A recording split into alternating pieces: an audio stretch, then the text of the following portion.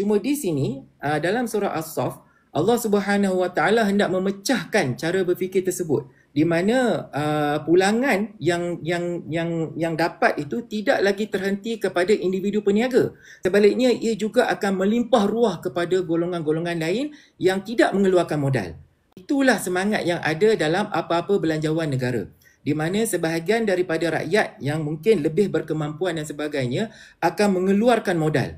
Modal akan dikeluarkan dan sebahagian modal tersebut akan digunakan oleh kerajaan, antaranya adalah untuk public goods ataupun barangan kemudahan awam.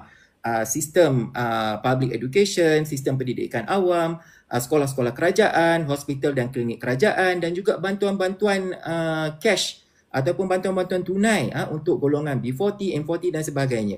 Jadi untuk memecahkan, kalau selama ini para peniaga yang memiliki modal, mereka tidak akan ataupun kurangnya motivasi untuk mengeluarkan modal sekiranya pulangan keuntungan itu tidak kembali 100% pada mereka.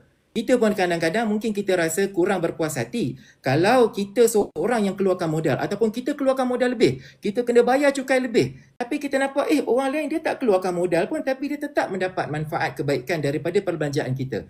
Jadi saya di sini kita dapat lihat ini sangat selari dengan konsep public economics ataupun belanjawan negara ini, di mana kita hendaklah sentiasa berfikir bahawa kita bukan lagi satu orang peniaga, tetapi kita adalah ibarat satu bangunan, ataupun dalam surah As-Saff juga disebut marsus tu kan.